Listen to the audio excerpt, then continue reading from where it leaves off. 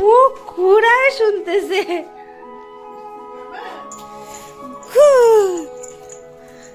কত মজা, কত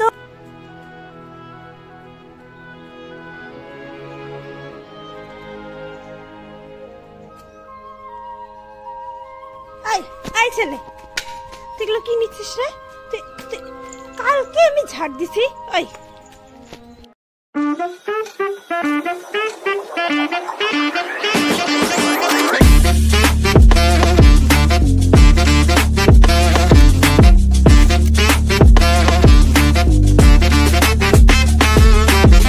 হ্যালো গাইস, কেমন আছো তোমরা সবাই?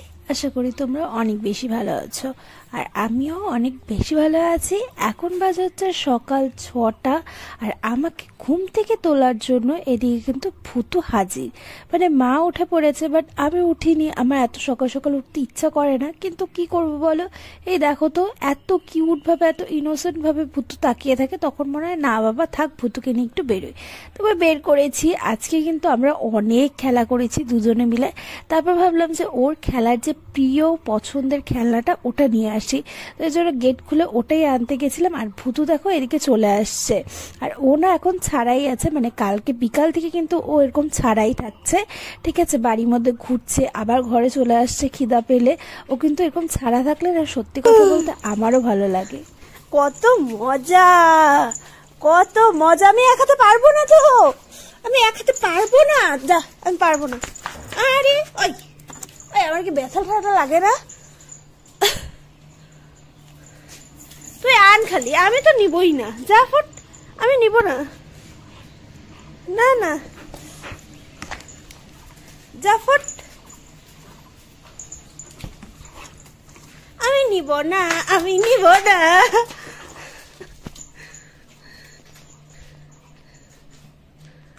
কিলে কিলে, কোথায় রে, কোথায় রে, কোথায় রে?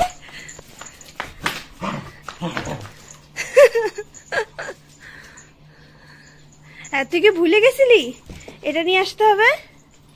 আর জানো তো, আমি কিন্তু এটা দেখেছি। আমি কাল পরশুর থেকে সকালবেলা উঠছি, আর সকালবেলা উঠলে পরে না সারা দিন আলাদাই এনার্জি থাকে। নয়তো আমি সকালবেলা উঠতাম ঠিকই, কিন্তু উঠে আমি বসেই থাকতাম, ফোন ঘাঁটতাম। ওই বিছানা থেকে 10টার সময় উঠতাম, কিন্তু ওটা করলে না সত্যি কথা বলতে সারা দিন মনে হয় ঘুম পায়। এখন কিন্তু ভালোই এনার্জি থাকে। আর দেখো এদিকে কিন্তু সূর্য উঠছে আস্তে আস্তে, ওটাই দেখছিলাম, কি ভালো লাগছে। আর দেখো সারা মাঠটা ফাঁকা, ওই একটা দুইটা লোকের মতো হাঁটছে। আই ছেলে, তুইগুলো কি নিচ্ছিস রে?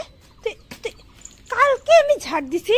ওই কি তোমাদেরও একটু অবাক লাগছে তো, যে ভুতু প্রায় 1 বছর হয়ে গেল ও কিন্তু বাড়িতে মধ্যে এভাবে আটকাই থাকতো, কিন্তু ঘরে ছাড়া থাকতো, সে ভুতু আজকে বাড়িতে এভাবে ছাড়া পেয়ে কি সুন্দর ঘুরছে না? দেখেও কত ভালো লাগছে। আসলে এটা আমি অনেক দিন থেকেই ভাবছিলাম, কিন্তু করা হচ্ছিল না অনেক প্রবলেমের জন্য, কিন্তু সেটা এই শেষমেশ আজকে করেই ফেললাম। আসলে কি হয়েছে, আমি ভাবছিলাম কয়েকদিন থেকে বাড়িটা পরিষ্কার করব। আসলে আমাদের বাড়িটা অনেকটাই বড়, তো সামনের দিকে তো পরিষ্কার, সেটা কোনো ব্যাপার না, কিন্তু পিছনের দিকে অনেকটা জায়গা আছে খুব নোংরা থাকতো, ঠিক আছে? আর ওইদিকে এতটাই মাটি ঠাটি আরো অনেক নোংরা টোংরা ছিল, তো ওটা অনেকটাই উঁচু ছিল।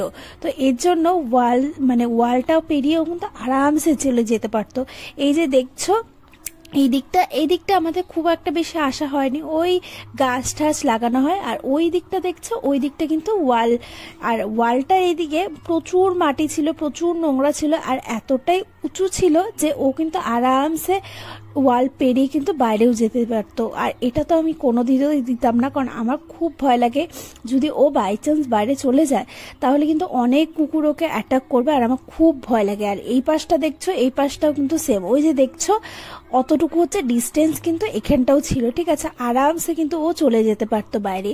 তো এই জন্য, আর এই জায়গাটা দেখছো, এই জায়গাটা খুব নোংরা থাকতো, মানে সব সময় যেহেতু একদমই ইউজ হতো না, তাই খুব নোংরা, পরিষ্কার ওইভাবে করাও হতো না।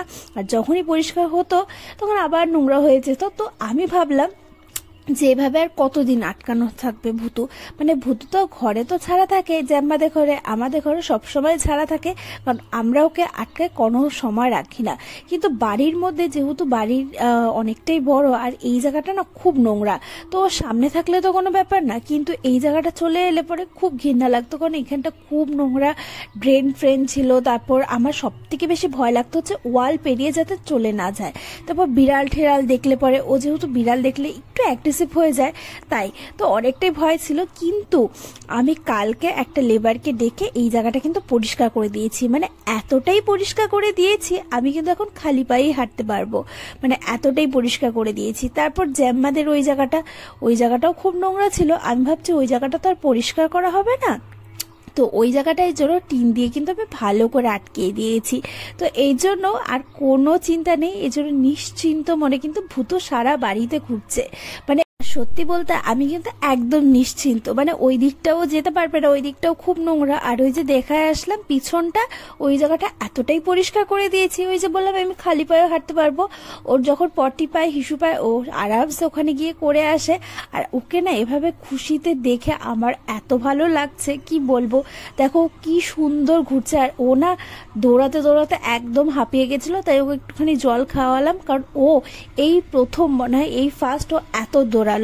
সত্যি কথা বলতে কার ভালো লাগে বলো, ওই সারা দিন ঘরের মধ্যে আর বিকালবেলা হলে একটু মাঠে ঘুরায়, একটু রাস্তায় ঘুরায়, ওটা কার ভালো লাগে। কিন্তু আমার অনেক দিন ইচ্ছা ছিল যে ও বাড়ির মধ্যে এভাবে ঘুরবে, ও নিশ্চিন্ত মানে। আসলে কালকে বিকালবেলাও ঘুরেছে, কালকে বিকালবেলার ভিডিও করিনি, আজকে যেমন ঘুরছে, আজকে যদি ও সারা দিন থাকে সেটাতেও কোনো আপত্তি নেই আমার, সব দিক পরিষ্কার। আর যেই জায়গাগুলো নোংরা ওই জায়গাগুলো আমি আটকে দিয়েছি। আর দেখো সূর্য কিন্তু এখানে উঠে গেছে, আর দেখো মাঠটা কি সুন্দর লাগছে, এত সুন্দর লাগছে যে কি বলবো।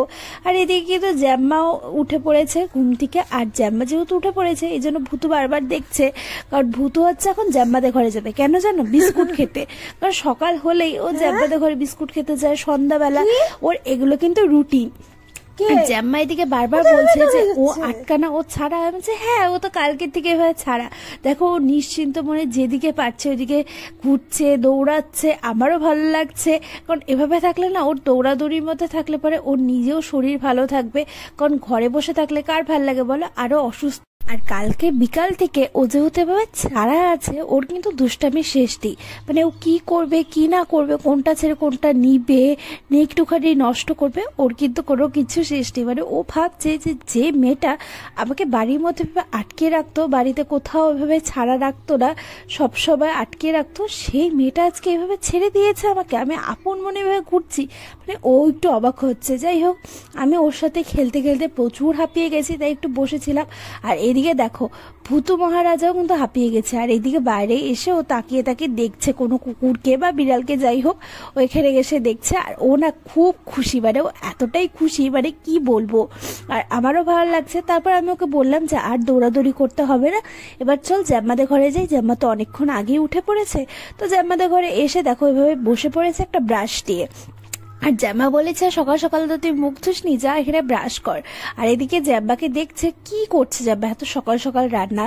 আসলে জ্যাম্মা এখানে পোহা নাকি উপমা কিছু একটা করছিল, কারণ হচ্ছে আজকে দিদির মর্নিং ডিউটি আছে, তো এই জন্য দিদি খাবার নিয়ে যাবে। আর এদিকে দেখো কিভাবে দেখছিল, মানে কিভাবে ঘাড় ঘুরিয়ে ঘুরিয়ে দেখছিল, যেহেতু এতটা দৌড়েছে তো এই জন্য কিন্তু প্রচুর হাঁপিয়ে গেছে, ওই জন্য কিন্তু এভাবে পাকাতে এসেই বসে পড়েছে। আর এইদিকে জ্যাম্মা বলছে যে দাঁড়া আমাকে এটা একটু করতে দে, তারপর তোকে কিন্তু আমি এখানে বিস্কুট দিব। আমি বলছি ঠিক আছে দাও, এতটা তাড়াতাড়ি দেওয়ার কোনো দরকার নেই, আস্তে আস্তে দাও, কারণ ও অলরেডি খেয়েছে, ও সকালবেলা উঠে একটুখানি মুড়ি খেয়েছে, খাওয়ার পরে কিন্তু দৌড়াদৌড়ি করেছে। আমি বলছি ঠিক আছে আস্তে ধীরে দাও। আর ও অপেক্ষা করছে কখন আমাকে দুটো বিস্কুট দিবে, কখন দিবে, মানে ও এতটাই হাঁপিয়ে গেছে আর কোনো এনার্জি নেই। কারণ সবসময় জ্যাম্মাদের ঘরে আসলে পরে কিন্তু ও দৌড়াতে থাকে, কোনটা ছেড়ে কোনটা ধরবে, কি করবে, কি জামা কাপড় নিয়ে টানাটানি করবে। কিন্তু আজকে কিন্তু ও অনেকটাই শান্ত, যেহেতু ও অলরেডি অনেকটা হাঁপিয়ে গেছে। আর এদিকে দেখো সকাল সকাল ওর ব্রেকফাস্ট বলতে পারো এক রকমের, সেটা হচ্ছে মুড়ি আর হচ্ছে দুটো বিস্কুট ভেঙে ভেঙে দেয়। ওর যে মুড়ি খেতে কি ভালো লাগে সেটা বলার মতো না, মানে ও কিন্তু 3 বেলা যদি ওকে মুড়ি দিই ও কিন্তু 3 বেলা মুড়িই খাবে। যাই হোক ও খেতে যাচ্ছে, ও খাচ্ছে। আর ভিডিওটা যদি ভালো লাগে অবশ্যই কিন্তু লাইক করবে, শেয়ার করবে, আর চ্যানেলটাকে কিন্তু বেশি বেশি করে সাবস্ক্রাইব করে